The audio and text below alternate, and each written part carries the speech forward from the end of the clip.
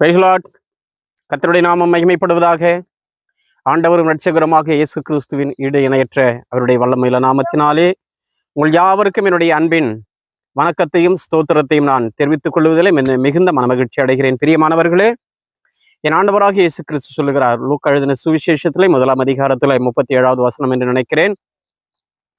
தேவனால் கூடாத காரியம் ஒன்றுமில்லை. இன்றைக்கு அநேகருடைய வாழ்க்கையில மனிதன் பிரயாசப்பட்டு அவன் சோர்வடைந்து போகிறான். பிரயாசப்பட்டு எதையும் சரியா செய்ய முடியவில்லையே, காரியங்கள் வாய்க்கவில்லையே என்று சொல்லி அவன் சோர்வடைகிறத பார்க்கிறோம். மனிதன் இன்னும் வாழ்க்கையில முன்னேறது மட்டுமல்ல, அவன் செய்ய முடியாத விஷயங்களையும் முயற்சிக்கிறதையும் பார்க்கிறோம். ஒரு மனிதனுடைய வாழ்க்கையில தேவை முதலாவது நிம்மதி, சந்தோஷம். வாழ்க்கையில ஆபத்திலிருந்து விடுவிக்கும்படி இயேசு கிறிஸ்து விரும்புகிறார். நிம்மதி ஒரு மனிதனுடைய வாழ்க்கையில வேண்டுமானால், சந்தோஷம் வேண்டுமானால், பாவத்தை விட்டு முதலாவது நீங்கள் விலக வேண்டும்.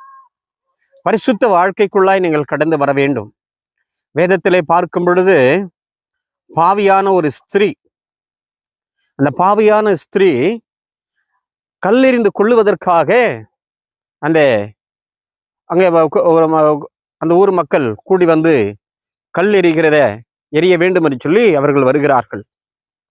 அந்த இடத்திலே ஆண்டவராக இயேசு கிறிஸ்து எதிர்நோக்கி வருகிறதை அவள் கண்டு அவருடைய பாதத்திலே விழுந்து அவள் கதறுகிறாள்.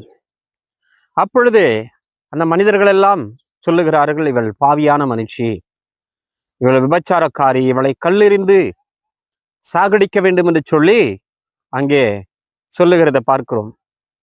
பிரியமானவர்களே, என் ஆண்டவராக இயேசு கிறிஸ்து அந்த இடத்திலே அவருடைய தீர்ப்பு எப்படி அங்கே வெளிவருகிறதை பாருங்கள். ஒவ்வொரு மனிதன் செய்த பாவங்கள், அவனுடைய அக்கிரமங்களை தரையில் எழுதும் பொழுது அவன் அதை படித்து பார்த்து விட்டு அவன் கடந்து போய்விடுகிறான். கடைசியா இருப்பது அந்த பெண்ணும் அவரும் தான். அப்ப ஆண்டவர் அந்த பெண்ணை மன்னிக்கிறத பார்க்கிறோம். அப்ப மன்னிப்பதற்காகவே இந்த உலகத்தில் ஆண்டவராக இயேசு கிறிஸ்து பிறந்தார். ஒவ்வொரு மனிதனுடைய பாவத்திற்காகவும் அக்கிரமங்களுக்காகவும் தன்னுடைய ஜீவனையே தந்து உங்களையும் என்னையும் மீட்டு கொண்ட இயேசு கிறிஸ்துவை நீங்க உள்ளத்தில் ஏற்றுக்கொண்டு உங்களுடைய பாவங்களை அறிக்கையிட்டு, ஏசப்பா என் பாவத்தை மன்னிங்கன்னு சொல்லி கேளுங்க. பாவ மன்னிப்பின் நிச்சயம் ஒன்று வரும் பொழுது உங்களுடைய வாழ்க்கையில ஒரு சந்தோஷம், அளவிட முடியாத மிகப்பெரிய ஒரு சந்தோஷத்தை நீங்கள் அனுபவிப்பீர்கள். இந்த சந்தோஷம் ஒரு மனிதனுடைய வாழ்க்கையில